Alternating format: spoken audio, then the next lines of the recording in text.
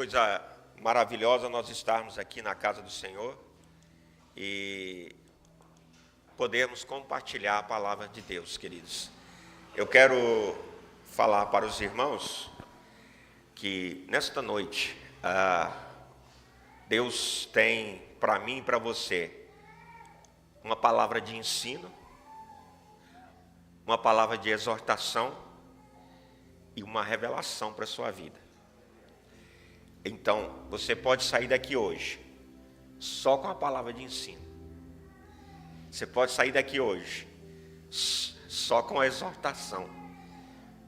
Ou você pode sair daqui hoje só com a revelação.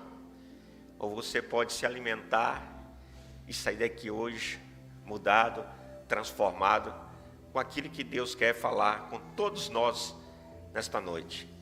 A palavra, seja de ensino, de exortação, ou seja a revelação, ela é para todos nós, é para você e para mim. Então é necessário que a gente abra nossos corações, que você abra teu coração para receber o que Deus tem para mim e para você. São coisas que podem mudar a sua vida, podem mudar a sua maneira, o seu relacionamento com Deus e a sua maneira de viver junto do Pai, né? Junto de Deus. E a pergunta que eu quero lançar para os irmãos aqui é: quem é Deus para você?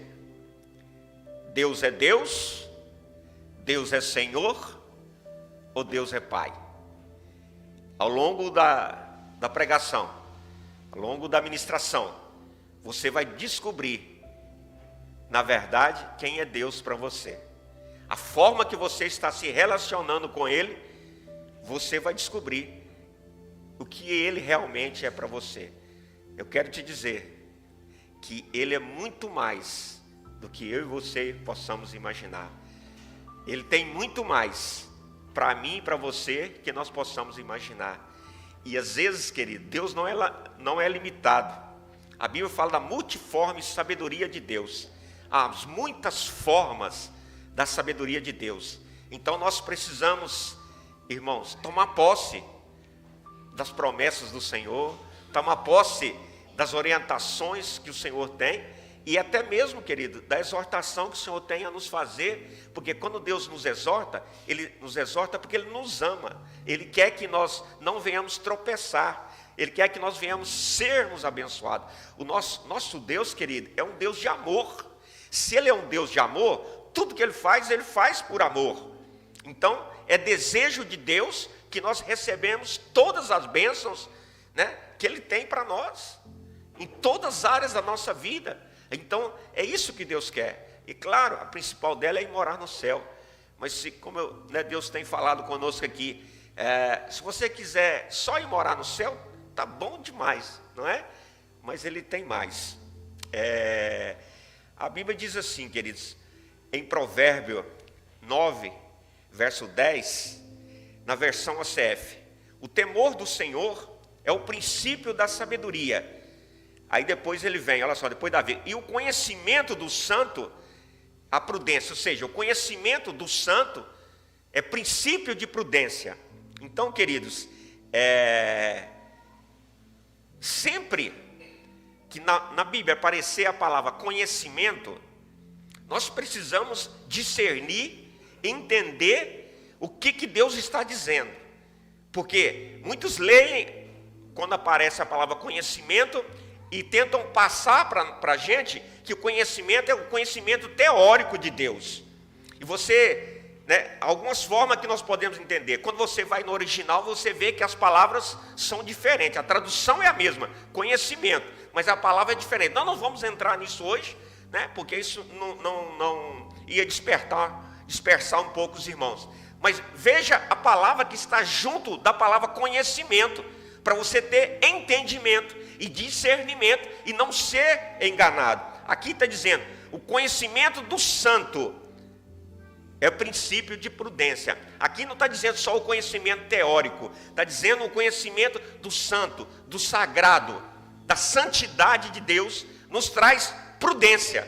Aqui não está dizendo conhecimento teórico, teológico, Então nós devemos estudar sim, é necessário que nós estudemos sim, né? Para nós conferirmos se o que o pastor está pregando, se o que os irmãos pregaram aqui, né, ministraram aqui, se o louvor está dentro da palavra de Deus, porque se não estiver dentro da palavra de Deus, é uma armadilha. E não sei se você sabe, já observou, o que é uma heresia? Uma heresia é quando ela tem base, normalmente, na meia-verdade. Ela começa falando de algo que está na Bíblia e depois ela dá uma torcida, uma distorcida, né? Como foi quando Satanás encontrou na serpente, encontrou com Eva, ele deu uma pequena torcida na palavra que Deus tinha falado com Adão e Eva. Então, Eva tropeçou porque ela foi enganada com um clique, vamos dizer assim, né? Com uma torcidinha na palavra. Assim, quando Jesus encontrou com Satanás e teve aquele debate com Satanás na tentação, Satanás usava a palavra de Deus, querido. Ele usava a Bíblia, mas com uma torcidinha. Ele tentou enganar a Jesus, homem. Jesus naquele momento estava como homem, do mesmo jeito que ele enganou Adão e Eva. E ele perdeu, porque Jesus não aceitou a palavra de engano. E Jesus respondeu ele dentro da palavra, mas na palavra da maneira correta. Então, conhecimento, quando você lê na Bíblia, conhecimento, você lembra, eu preciso ver qual que é a próxima palavra. Que conhecimento é esse que está falando, para que a gente possa compreender as coisas de Deus.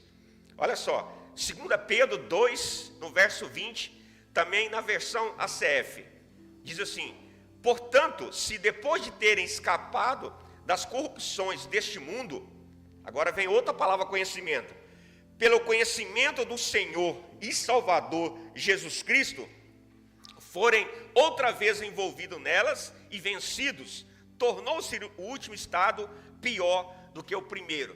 Eu vou continuar lendo. O versículo 21. Porque melhor lhes fora não conhecerem, olha só, conhecimento de novo, conhecer o caminho da justiça, do que conhecendo se desviarem do santo mandamento que lhes fora dado. Aqui, queridos, novamente aparece a palavra conhecimento. Por que é importante, queridos? Porque você e eu precisamos estudar a Bíblia e compreender as coisas do Senhor, da palavra de Deus, entendeu? E nós temos que ler, e não pode ser, a Bíblia não é lida assim, correndo. Ela precisa se prestar atenção, por isso que fala examinar. O que é examinar? Você leva o seu sangue lá para o laboratório. Já pensou se você tiver com suspeita de alguma doença, aí você leva o seu sangue, aí chega lá, a bioquímica pega o seu sangue, dá uma olhada assim, não tem nada, onde te devolve o sangue. Você aceitaria? Claro que não, porque examinar, vai lá no microscópio e faz todo aquele exame. Assim é com a palavra de Deus. É necessário que eu e você examinemos detalhadamente as escrituras. Então, nós precisamos prestar atenção. E aqui diz o seguinte, que, olha aqui nos mostra, que há pessoas que apesar de terem conhecido, olha só, conhecimento do Senhor Salvador Jesus Cristo, ter conhecido Jesus, ainda podem se desviarem. Então aqui, novamente, não está dizendo só conhecimento teórico. Aqui está falando em relacionamento. Conhecer o Senhor, mas é conhecimento do Senhor Jesus. Conhecê-lo como Jesus e como Salvador. Então, mesmo conhecendo, querido, a gente ainda pode tropeçar. E aqui ele diz, é semelhante. Acho que no verso 22 é como o cão que volta ao seu próprio vômito, e a porca lavada que se espoja, né, na lama. Então, há pessoas que vêm buscar, estudam muito a palavra, estudam muito a Bíblia, mas tropeçam na palavra, tropeçam no conhecimento. Quem lembra vocês que tropeçou no conhecimento? O que Deus disse para Adão e Eva lá no jardim? Olha, de todos os frutos vocês podem comerem à vontade, menos qual? Do conhecimento do bem e do mal. Então, queridos, do mesmo jeito que Adão e Eva pisaram no conhecimento, essa palavra conhecimento aqui de Adão e Eva, na verdade, Conhecimento do bem não é do bem, da coisa boa, como Deus nos ensina. É o conhecimento daquilo que é agradável ao homem. Então, por exemplo, o pecado é agradável à nossa carne. As coisas ruins, muitas vezes, são comer feito não, como foi ensinado aqui esses dias, comer sem parar, né? Às vezes é agradável ao nosso estômago. Xingar, brigar, muitas vezes é agradável a nós, né? É esse bem que o conhecimento do bem e do mal, é o conhecimento que eu acho, o que eu penso, e do mal são conhecimento, na verdade, do maligno, das coisas que são maus. Então, Adão e Eva optaram por um conhecimento equivocado. Eles quiseram conhecer por si só. E Deus queria revelar para eles, revelar para eles toda a sabedoria que vem dos céus. E eles tropeçaram. Então, e por que é necessário? É necessário nós conhecermos, mas também é necessário que a gente tome cuidado, para que a gente não venha tropeçar no conhecimento, ou venha receber, querido, hoje como nós temos acesso, né, a toda a internet, o YouTube e tantas outras coisas, muito conhecimento está sendo ministrado nessas redes sociais, muitos conhecimentos, mas muitos conhecimentos que são meia-verdades, e que tem levado o povo de Deus a tropeçarem, tem levado o povo de Deus a escorregarem, ou então tem levado o povo de Deus a evitar que o povo de Deus receba as bênçãos de Deus. Então nós temos que saber que conhecimento é esse.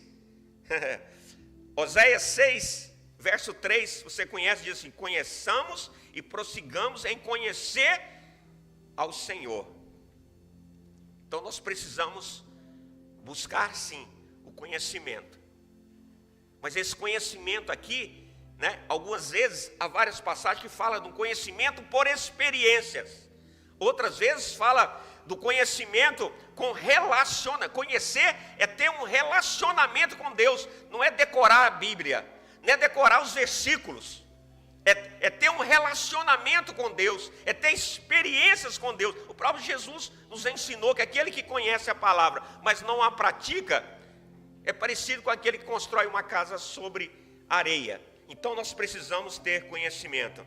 E por que é importante? Porque hoje nós vamos falar algo importante para você, que eu disse a revelação.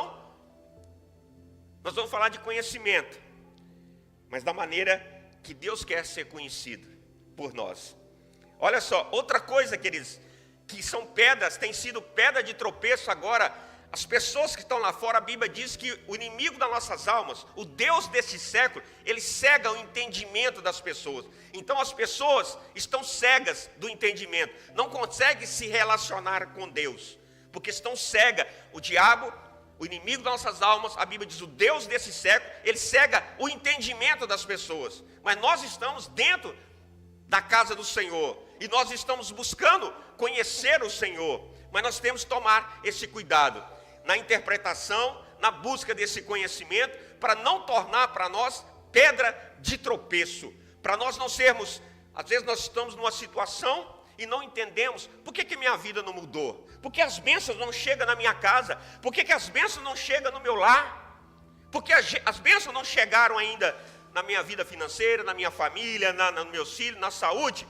São várias as razões, mas algumas delas são porque nós adquirimos conhecimento equivocado. Veja bem, o que diz o livro de Hebreus, capítulo 1, versículo 1, diz assim: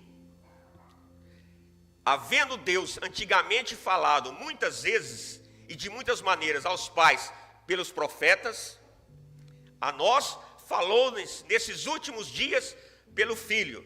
Olha só, meus queridos, verso 2, a quem constituiu herdeiro de tudo, por quem fez também o mundo.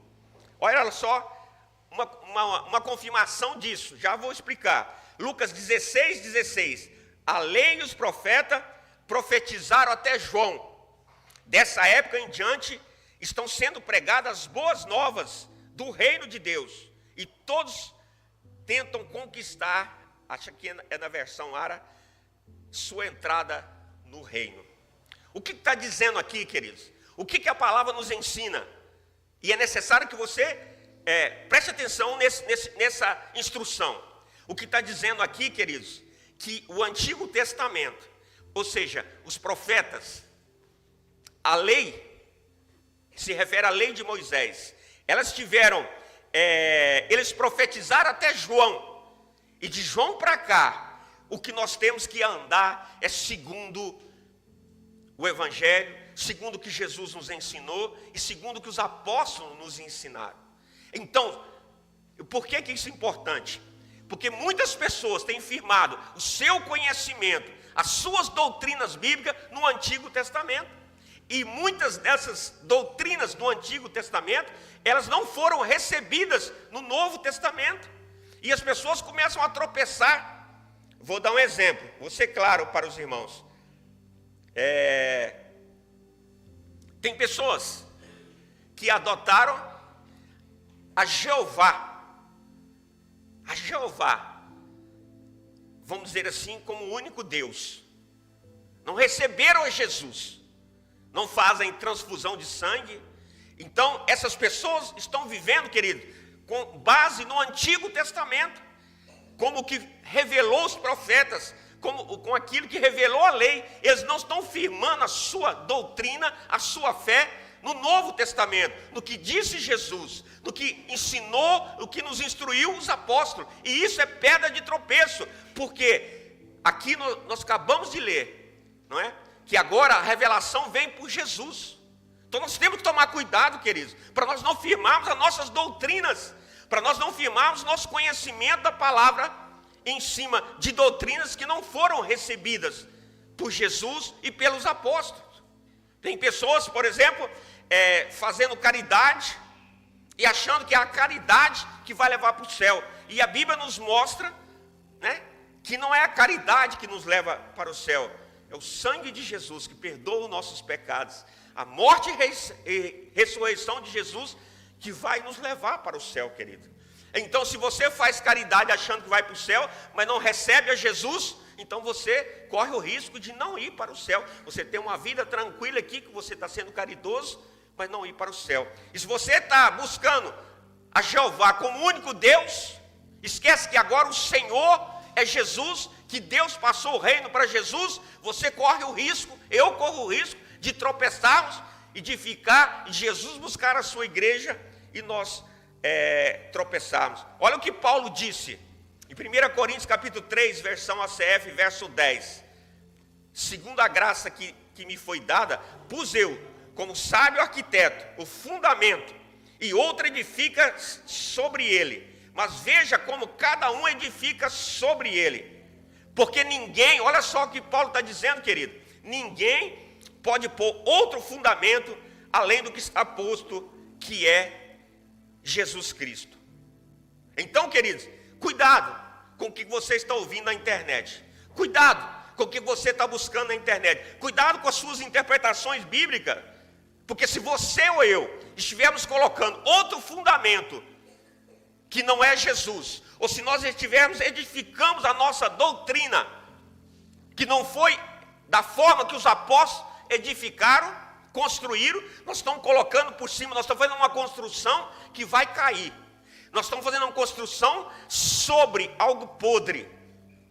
Eu tenho falado com os irmãos, principalmente os irmãos que vieram de outras denominações, ou mesmo que vieram, né, com ensinos, com parte dos seus ensinos equivocados, porque Deus tem me cobrado isso. Eu disse, olha irmãos, muitas coisas que vocês aprenderam são bênçãos de Deus. Então, vocês fizeram uma construção abençoada. Mas muitas coisas, ou algumas coisas, que você aprendeu, o que eu aprendi, vai ter que ser, essa construção precisa ser derrubada. Essa parte dessa parede, vamos dizer assim, precisa ser derrubada. Por quê? Porque você e eu construímos sobre outro fundamento, que não é Cristo e que não é a doutrina dos apóstolos. São fundamentos, interpretações de algumas igrejas, de alguma denominação, de algum pastor, de algum líder, de algum mestre.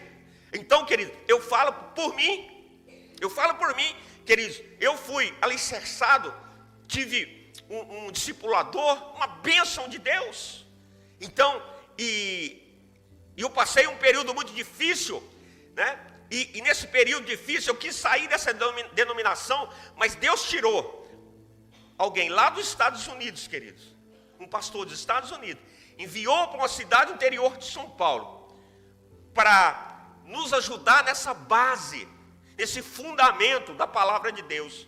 E eu quase saí da igreja, fui para outra denominação por causa das perseguições, mas Deus me dizia, e Deus falava comigo que era para esperar, que era para ficar naquela posição, apesar das lutas, das perseguições e das dificuldades, porque eu precisava receber um outro fundamento, eu precisava receber uma base correta. Então você talvez está aqui, quem sabe você há muitos anos está na igreja, quem sabe você há muito tempo está na igreja, mas nesse período você recebeu alguns fundamentos que precisam ser derrubados, que precisam ser retirados.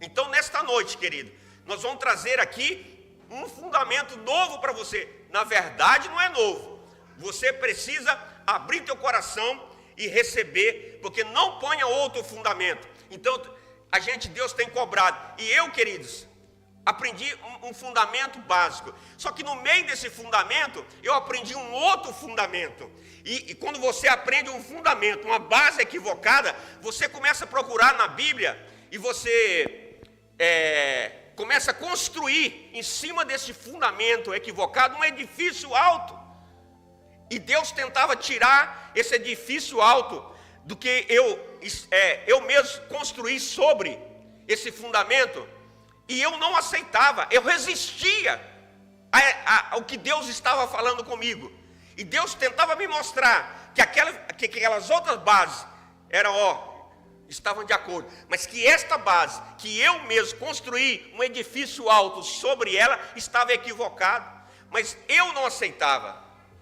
E o que aconteceu, queridos? Então Deus permitiu que eu entrasse numa prova tão grande, num sofrimento tão grande, porque para que eu pudesse estar aqui hoje, ministrando para os irmãos outro fundamento, porque esse fundamento, Deus estava me mostrando que era equivocado. Então, doeu muito, queridos, doeu muito, amados, sofri demais. Já contei para alguns irmãos que eu chorava, queridos, todos os dias. Eu passei quase 8 anos, que eu sempre fui muito cabeça dura, viu, irmãos? E eu fiquei quase 8 anos sofrendo e gemendo e não queria mudar o fundamento que Deus queria que eu mudasse. Deus me disse, por exemplo, quando eu voltei para Viçosa, Deus me disse assim, depois desse tratamento duro, Deus me disse assim, não me apresenta a meu povo como um Deus vingador, me apresente como um Deus de amor. E o fundamento equivocado que eu tinha aprendido, eu conhecia Deus só como Deus. Eu já tenho esse jeito bravo. Imagina eu ainda, né? É só jeito, meu irmão, não sou bravo não. Imagina eu batendo, xingando e falando que Deus vai matar, que Deus vai não sei o quê. Essa era a base que Deus queria tirar de mim.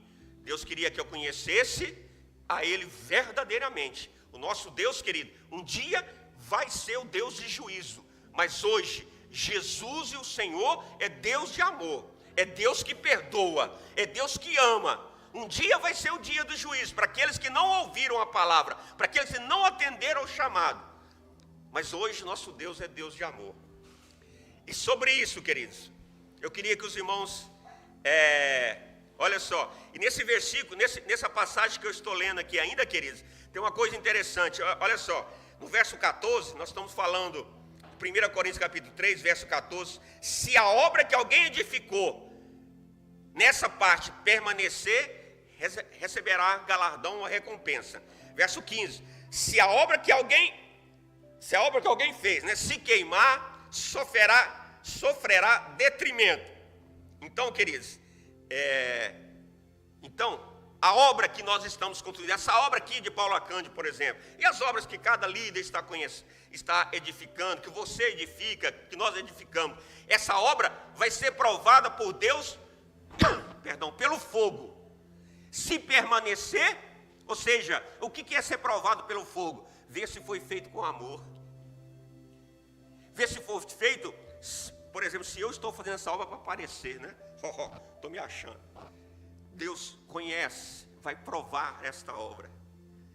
Se essa obra estiver sendo feita pelo amor, por amor, então aqui ela vai estar como ouro, como prata, como pedra preciosa, e eu vou receber galardão. Cada um que está aqui, né, nós vamos receber galardões, todos nós, por essas almas. Mas se eu fiz para aparecer, se eu fiz em troca disso aqui, ó, de cacau, de dinheiro, eu vou ser envergonhado lá em cima. E assim os líderes também serão envergonhados, se a obra for provada e queimar como palha, como feno.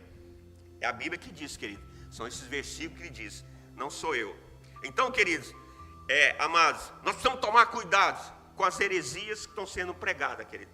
Deus me trouxe aqui nesta noite para dizer isso para os irmãos. Tome cuidado, porque depois você não vai dizer que não foi alertado. Tome cuidado com o que você está ouvindo. Tome cuidado com quem você está ouvindo, porque você pode estar ouvindo meias verdades, e a palavra de Deus precisa ser completa. Você precisa entender, meias verdades não é verdade. Há pessoas, por exemplo, guardando o sábado. O sábado pertencia à lei. Agora a revelação veio por Jesus. Sábado era dia de descanso. E agora, então, quem guarda o sábado está com meia verdade, está vivendo de acordo com o Antigo Testamento. Por quê? Porque agora Jesus é o meu Shabá, é o meu sábado, é o meu descanso, é o seu descanso. Agora, nós não descansamos no sábado, nós descansamos em Jesus. Quando você estiver aflito, angustiado com alguns problemas, descanse em Jesus. É isso então as pessoas que descansam no sábado estão equivocados, né? Estão andando segundo a lei de Moisés, e Gálatas 3, que anda de acordo com a lei de Moisés, vai ser julgado segundo a lei de Moisés, e claro, vai ser reprovado e está debaixo de maldição. Então, entrando agora na palavra, eu vou resumir para os irmãos, quem é Deus para você? Olha a importância, querido. No Antigo Testamento, na lei e os profetas revelaram Deus e como Senhor. Como você está vendo Deus? Somente como Deus e como Senhor? Porque se você está vendo Deus somente como Deus e como Senhor, você ainda não recebeu a revelação de Jesus. Ele é Deus e Ele é Senhor. Olha só. Então os profetas e a lei revelou a Deus e como Senhor. Ele é Deus e Ele é Senhor. Isaías 40, na versão NVI. Olha quem é Deus. Verso 9. Você que traz boas novas de Sião, suba no monte alto. Você traz as boas novas a Jerusalém. Ergue a sua voz em grito. Ergue-a, não tenha medo. Diga à cidade de Judá. Aqui está o seu Deus. Olha quem é Deus, querido. O seu Deus. O meu Deus. O nosso Deus. O soberano Senhor vem com poder. Então nosso Deus, Ele é soberano e Ele é Senhor. Vem com poder. Com seu braço forte Ele governa.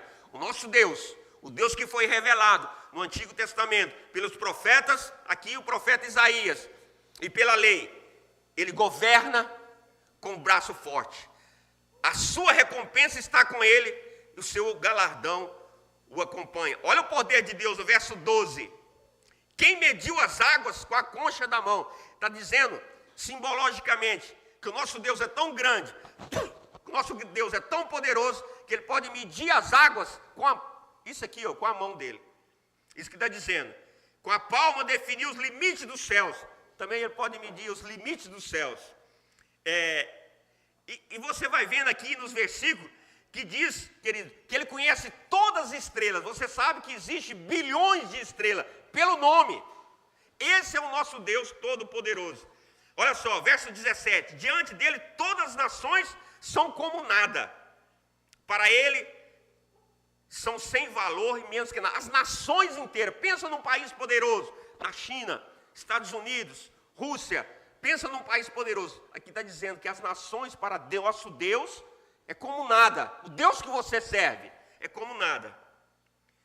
Verso 23, ele aniquila os príncipes, reduz a nada os juízes deste mundo. Então, o nosso Deus, ele governa com autoridade, o nosso Deus, ele é soberano. Então, muitas vezes você se assusta com algum probleminha. Por que você se assusta? Irmãos, olha o tamanho do seu Deus, olha o tamanho do seu probleminha, olha o tamanho do seu Deus. Então, queridos, ele é Deus, ele é soberano, ele que governa as nações. O mundo está desta forma porque está próximo de Deus permitir que o anticristo se levante. Mas Jesus virá buscar o seu povo. Deus vai nos guardar nesse período, queridos. Nos períodos de dificuldade, o Senhor vai nos guardar e no pior momento, Ele vai nos retirar da terra. Nós vamos passar com Ele lá. Então, esse é o nosso Deus Todo-Poderoso. Então, você não precisa ter medo, o seu probleminha é desse tamanhozinho, o seu Deus é grande, só precisa você crer e ter fé. Olha só, verso 31, continuando em Isaías ainda, 40. Mas aqueles que esperam no Senhor renovam as suas forças, voam bem alto como águias, correm e não ficam exaustos, andam e não se cansam. Então esse é o nosso Deus, né? Há muita coisa que dizer sobre o nosso Deus. Olha só, Deuteronômio 10, 17, diz assim: pois o Senhor vosso Deus é Deus dos deuses, Senhor dos senhores, o Deus grande, poderoso e temível, que não faz acepção de pessoas, nem aceita a recompensa. Olha o verso 20, ao Senhor teu Deus temerás, a Ele servirás, e a Ele te chegarás, pelo seu nome jurarás. Quando Jesus teve um embate com Satanás lá no deserto, Jesus citou essa passagem bíblica: só a Deus nós podemos servir, só a Deus nós podemos prestar culto, nenhum outro. Então não há outro Deus, querido. Os homens levantaram deuses para ele. Alguns, o Deus dele é o dinheiro, outro deles o Deus é a profissão, outro Deus é o poder. Então cada um levantou Deus, outros são imagens de escultura, mas há um só Deus. O próprio Jesus diz: nós só podemos adorar a Deus. Agora, nós precisamos entender que Mateus 28, agora já no Novo Testamento, a revelação do Espírito Santo. Olha só, Mateus 28, 19. Portanto, ide fazei discípulos de todas as nações, batizando em nome do Pai, do Filho e do Espírito Santo. O que está dizendo aqui? Que há um único Deus, mas este Deus é trino. Ele é Deus Pai, diga Deus Pai, Deus Filho e Deus Espírito Santo. Então, queridos, olha só, agora já vem a revelação. Nós precisamos adorar a Deus Pai, Deus Filho e Deus Espírito Santo. Então, muitas vezes, queridos, nós adoramos só a Deus Pai, mas Deus Filho, que é Jesus, e Deus Espírito Santo é digno de adoração, porque Ele é Deus. Lá na criação, quando Deus disse, haja luz, esse Deus que está escrito lá é no plural, é Elohim, que quer dizer deuses, né? Em outras palavras, Deus no plural. Na verdade não é Deus, né? É Deus no plural, porque é um só, mas é Deus Pai, Deus Filho e Deus Espírito Santo. Então agora já a revelação, querido, começa a entrar agora. Os profetas nos ensinaram que Deus é Deus Todo-Poderoso, Ele é soberano. E quando você encontra um Deus Todo-Poderoso, o que você faz? Você o adora. Os profetas e a lei nos ensinaram que Deus é Senhor. Então, se Ele é Senhor, eu devo obediência. O Senhor é comparado com o Senhor de escravos e nós somos escravos. Essa foi a revelação que veio pelos profetas. Ele é Senhor, então nós devemos obediência a Ele. E devemos sim obediência a Ele. E devemos sim adoração a Ele. Então, se Ele é Senhor, como você está enxergando a Deus? Você só o adora? Você só dobra o joelho para Ele? Legal. Mas Ele não é só Deus, Ele é Deus e Ele é Senhor. Quando fala que Ele é Senhor, é porque Ele é dono do ouro e da prata. Ele é o Deus Jeová Jiré, é o Senhor, né, da provisão. Ele traz provisão para nós. Ele é o Senhor da guerra. Então ele vence as batalhas por nós. Então ele é Deus, ele é Senhor. Então você agora, se você busca Deus aqui nesta terra, só para as coisas dessa terra, você está reconhecendo provavelmente ele só como Senhor. Porque ele é Kyrios. Senhor quer dizer também Kyrios, quer dizer proprietário de terras. Ele é todo poderoso. Está certo, queridos. Mas não pode ser só isso. Não é só isso. Pastor, isso é muito, pastor, estou falando só isso, né? Eu quero dizer para os irmãos que é muito mais. O que Deus tem para mim e para você é muito mais. Então, se eu e você só buscamos, vem para a igreja e buscamos Ele como Deus, então você vai pregar. Como é que você busca Ele como Deus? Você começa a pregar que no Antigo Testamento Deus matava. Você prega que Ele é mau, que Ele mata. Se você pecar, você vai ser destruído. Lá na frente vai mesmo, viu, irmão? Se você morrer hoje no pecado, né, o capeta está lá te esperando para dançar forró com você.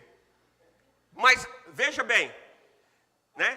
Tome cuidado, porque Ele é Senhor. Se você não o busca como Senhor, você está com um problema financeiro, não sabe que Ele é Senhor, que Ele pode atender às suas necessidades.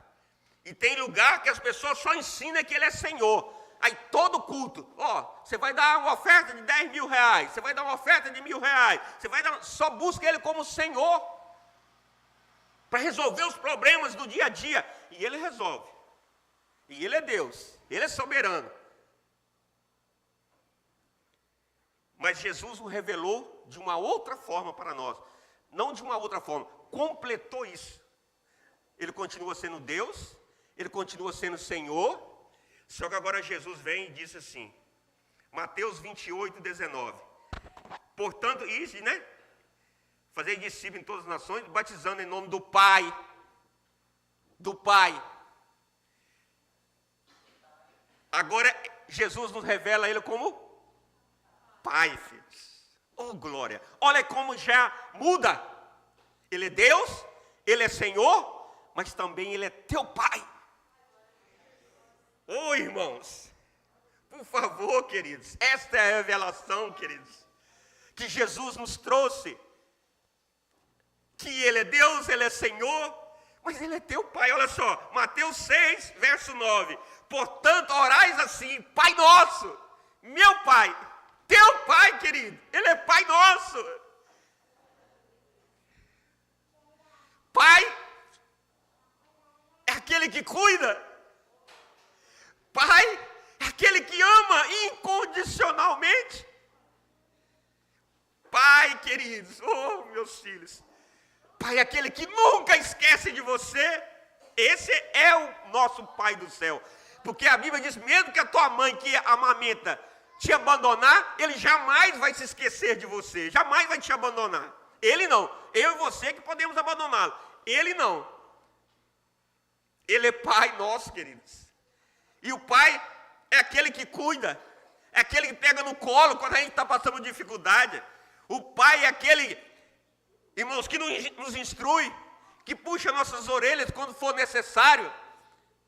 Ele nos exorta porque Ele nos ama. E o amor dele é incondicional. Olha só no Pai Nosso ainda. Ó, Pai Nosso que está no céu, santificado seja o teu nome. Venha o teu reino. Ele é Pai e Ele é Rei. A verdade é que agora nós sabemos que esse rei Ele entregou na mão de Jesus, até que Jesus ponha todos os inimigos dele debaixo dos seus pés. Até que Jesus aniquile a morte. Então até lá, Jesus é rei. A Bíblia diz, Ele é Pai e é Rei. Queridos, eu e você somos filhos de quem? Do Rei, queridos.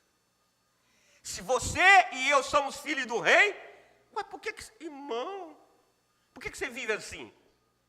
Pelos cantos, chorando.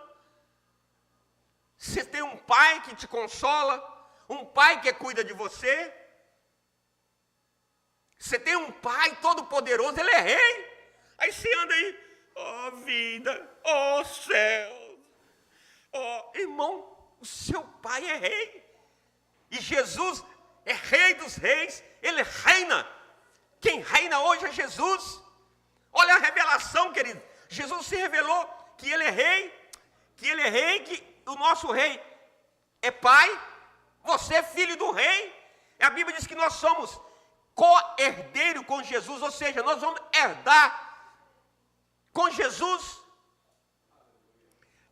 Queridos, olha a dimensão disso. Então você não pode, e nem eu não devemos buscá-lo só como Deus, só como Senhor. Devemos sim buscá-lo como Deus, claro. Devemos sim reconhecê-lo como Senhor, claro. Mas também devemos buscá-lo como Pai. Pai que está no céu. O Pai que está aqui cuidando de vocês. Hoje é dia das mães. É um Pai que cuida de todas as mães. Ele é um Pai amoroso, queridos. Ele é um Pai perdoador. É um Pai que te dá mesada, vamos dizer assim. E às vezes Ele pede de você um dízimo, uma oferta, para você investir na obra para outras. Para que outras pessoas também o conheçam. Ele te dá 100%. Né? Ele quer que você o devolva apenas 10%. Os 90% é seu. Tudo Ele que te dá, Ele é Pai. Olha só. Venha o teu reino. Seja feita a tua vontade. Assim na terra como no céu. Olha só, quando você estiver orando. A oração para o Pai. Pai nosso. O Paizinho. Irmão, Paizinho. Quando eu chego lá em casa, eu quero uma coisa do meu pai chama Vicente. Eu não chego, ei, Vicente, tudo bem, Vicente? Eu dou um beijo na testa dele e falo, Paizinho. Ô Paizinho. Irmãos, quando você se relaciona com o Pai do céu, tem intimidade com Ele, é Paizinho, queridos. Ô Pai querido. Às vezes, amados, às vezes vou orar, não tenho mais palavra para orar, já tenho contado para os irmãos que Deus colocou, o próprio Espírito Santo colocou no meu coração, eu só digo, Jesus, eu te amo, Senhor, eu te amo. Irmãos, que pai que aguenta isso? Imagina o Marco, tá doido de pegar o Pedro pela orelha, puxar a orelha do Pedro, dar uns tapas nele, né? Aí o Pedro vem assim, aquela cara de malandrinho, fala assim, ô pai, eu te amo. Ô Paizinho, eu te amo. Amados, nós precisamos ter intimidade com o nosso Pai. Essa é a diferença. Deus parece que está longe. Senhor, Ele é como Senhor de escravo. Ou Senhor, obediência. E nós temos que ter obediência sim. Só que Ele é Pai. Você pode ir para o colinho dEle. Você pode se aproximar dEle. Ô Paizinho, eu te amo, Paizinho. Deixa Ele fazer um carinho em você, como um pai faz no filho, como uma mãe faz no filho. Você vai, irmão, se você se aproximar do colinho do Pai, Ele vai te contar segredos.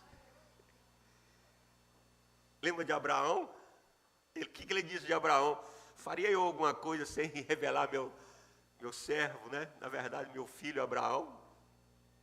Irmão, Deus revela os seus segredos aos filhos dele, aos profetas, os seus segredos mais íntimos. Então, olha a intimidade que você pode ter com o Paizinho. Ele revelar segredos que ninguém conhece, que ninguém sabe muitas vezes. Mas o Paizinho vem e fala no seu ouvido, te revela, te conta coisas. Você tem experiências com Ele que ninguém ainda teve, né? Muitas pessoas podem ter tido por aí, mas são experiências particulares que só os filhos, ninguém que eu diga que não são filhos, né? Que só os filhos podem ter. Eu converso coisas com o Henrique, com o Vitor, meus filhos, que eu não converso com vocês, apesar que vocês são todos meus filhos também. Mas ali, ó, faço um cafuné neles. É isso, queridos. Este Pai é o nosso Deus. É um Deus de amor. Não veja Ele como um Deus vingador. Vai ter o dia, sim, do juízo. Vai ter, queridos. Mas hoje Ele é o Deus do amor, o seu Pai, o Paizinho do céu. O Pai do céu, que te ama, Ah, pastor, eu estou passando privações, provações. Ele está cuidando de você. Ele está querendo que você compreenda algo que ele está tentando te dizer. Que você mude alguma coisa dentro de você, para você poder sentar no colinho dele. Porque para se aproximar de Deus, precisa se aproximar em santidade. Então, alguns pecados, alguns orgulhos, algumas soberbas. O soberbo não pode se aproximar de Deus, querido. O diabo, lá era anjo, lá nos céus. Ele ficou orgulhoso, o que Deus fez? O expulsou para longe dele. Então o orgulho, a soberba, lembra Deus de Satanás. Toda vez que você e eu nos comportamos de forma orgulhosa, de forma soberba, Deus lembra Satanás. Você fica parecido, e eu, com Satanás. Aí, você dá legalidade para o inimigo que está agindo na sua vida, porque você que escolheu o orgulho, a soberba, de se afastar de Deus. Satanás entrou no seu coração. Então, muitas vezes nós somos, igual eu fiquei esses 8 anos, para ser quebrantado, orgulhoso. Eu aprendi assim, mas que eu vou nascer assim, vou morrer assim.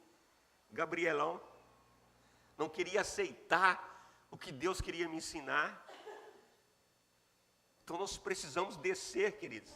Descer, a quebrantar nosso coração, aceitar o que Deus quer nos instruir. Olha um exemplo aqui para nós terminarmos aqui. Lucas 15, verso 19. Aqui aquela parábola, falar a palavra do filho pródigo, né? Você conhece a história, 2 filhos. O mais novo resolveu sair de casa, aproveitar toda a herança que ele tinha, pegou a herança dele, foi embora, gastou a herança dele com prostituta, com coisas erradas, com prostituição, torrou o dinheiro todo, foi para uma terra longínqua, longe do pai, se afastou do pai, torrou o dinheiro todo, ficou na miséria. Quando tinha dinheiro, estava assim de amigo, ficou sem dinheiro, os amigos some tudo. Ele foi trabalhar num lugar para cuidar de porcos. Para o judeu é a maior humilhação, cuidar de porcos. E ele queria comer, vamos dizer assim, a lavagem, né, vou usar esse termo assim, que era dado para os porcos. E ele não conseguia.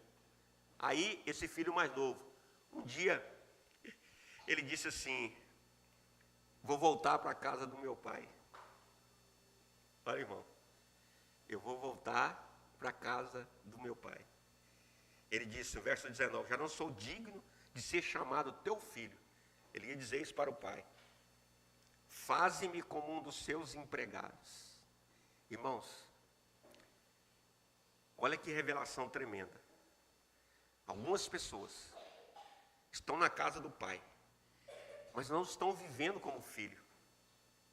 O filho tem direitos. O empregado praticamente só tem obrigações. Não com as leis nossas, né? Naquela época. Só tinha obrigações. Então, querido, mas o filho tem herança. O filho tem direito. E esse filho, quando ele resolveu voltar para a casa do pai, ele ainda não conhecia o pai, vamos dizer, como pai verdadeiro. Ele conhecia o pai como Senhor. Talvez seja essa uma das razões que ele saiu da casa do pai. Porque ele conhecia ele como Senhor, proprietário das terras. E agora, quando ele voltou, ele vai conhecer o pai como pai verdadeiro. Verso 20. Quando o pai encontrou com ele, levantando-se, foi para seu pai, e quando ainda estava longe, viu seu pai, e se moveu de íntima compaixão, e correndo, lançou-lhe ao pescoço e o beijou. Mas quando ele aproximou da casa do pai, o pai, em vez de dar um couro nele, porque ele gastou todo o dinheiro com prostitutas, com coisas erradas, em vez do pai dar uma surra nele, por isso que eu estou falando que ele é pai, o pai correu e o abraçou e o beijou. Esse é seu pai, esse é meu pai, ele é nosso pai. E disse mais o pai, mas o pai disse a seus servos, trazei depressa a melhor roupa. Olha só, quando ele voltou, fez tudo de errado, fez tudo que não presta, torrou a herança, traga a melhor roupa para vesti-lo, e põe-lhe o anel na mão, e as sandálias nos pés. O que significa isso quando ele voltou para a casa do pai? Arrependido, porque ele chegou no fundo do poço. Muitas pessoas se afastam por causa do orgulho, outros se afastam para gastar o que recebeu de Deus, a sua herança. Outros tropeçaram e quando volta para a casa do pai, volta com medo, né? Lá naquela igreja tem um pastor bravo lá, com medo de apanhar, mas o Senhor manda abraçar, queridos, manda amar. Olha aqui que fez o pai, vestiu a melhor roupa, ou seja, tirou aquela roupa do pecado, uma simbologia, roupa suja, né? Suja pelo pecado, a simbologia, né? Tirou aquela roupa e botou uma roupa, vestes brancas, vestes santas, querido, né? E põe-lhe o anel na mão, o anel na mão. Os reis usavam o anel como selo. Anel é sinal de autoridade, ou seja, o pai o recebeu novamente como filho, botou o anel na mão dele de autoridade. E outra coisa aqui, e sandália nos pés. Você se lembra que Moisés, quando encontrou com Deus, o que Deus falou com Moisés? Retire a sandália dos seus pés, que aqui é terra santa. Agora o filho volta para o pai, e o pai manda, Moisés, Deus mandou tirar. Olha só a diferença do Antigo Testamento com o Novo. A Moisés, Deus mandou tirar a sandália, porque era terra santa. A você e a mim, o Senhor está colocando a sandália nos teus pés, nos meus pés, por causa do sangue de Jesus. Esse é o nosso Deus, esse é o nosso Pai. E mandou matar bezerro e fez aquela festa e alegremos com eles. Aí o filho, irmãos, olha só, o filho mais velho, vendo toda aquela bagunça lá, aquela festa, falou: o que está acontecendo aqui? Aí o outro empregado contou: não, que seu irmão voltou. Aí o filho ficou revoltado: como assim? Meu irmão saiu de casa, torrou o dinheiro tudo na prostituição, em tudo coisa errada, e o pai, quando recebe, ainda faz uma festa para ele. Aí o filho foi reclamar para o pai, o filho mais velho. Tem muitas pessoas dentro da igreja que são velhos de igreja, estão vivendo como esse filho mais velho, reclamando. Olha só, o pai disse: porque se meu filho estava morto e reviveu, tinha se perdido e foi achado. Aí o filho mais velho veio reclamar, e ele disse assim: ó, vinde este teu filho, falando do mais velho, verso 30, que desperdiçou os teus bens com meretrizes, né, com prostitutas, matasse-lhe um bezerro cevado, verso 31, e disse o filho mais velho, e o pai disse ao filho mais velho: filho, tu sempre estás comigo, e todas as minhas coisas são tuas. Queridos, o filho mais velho morava com o pai, trabalhava com o pai, vamos dizer assim, trabalhava na obra de Deus, vamos dizer assim, o pai, mas vivia como empregado, irmãos. Não vivia como filho, não tomava posse das promessas de Deus, não tomava posse, não entendia que aquilo tudo, o próprio pai, que todas as minhas coisas são suas, tudo que pertence a Deus, tudo que pertence a Cristo, nós somos co-herdeiro, a herança dele é minha, é tua. Então, se eu e você estamos dentro da igreja, temos direitos de tomar posse das promessas de Deus, de receber herança com Cristo. É isso que nós temos tentado ensinar para os irmãos. Ele é Deus, deve respeito, reverência. Ele é Senhor, né? Nós devemos adorá-lo, devemos obediência a Ele, mas Ele é Pai, queridos. E se Ele é Pai, nós temos que tomar posse das promessas que Deus nos deu, que Deus tem para nós. Às vezes as pessoas não compreendem quando a gente ora meio atrevido. Por que a gente ora meio atrevido? Porque a gente lembra que Ele é Pai. Irmãos, imagina que, eu citei o Marco aqui, imagina que o Pedro está ali fora, passa um cabo ali, dá um tapa no pé do ouvido do Pedro. O que você acha que vai acontecer? O Marco esquece que é crente na hora, e ele e a Thalita voam em cima do cara e esquece que é crente na hora, é ou não é? E ele é pai carnal. Aleluia. Aleluia.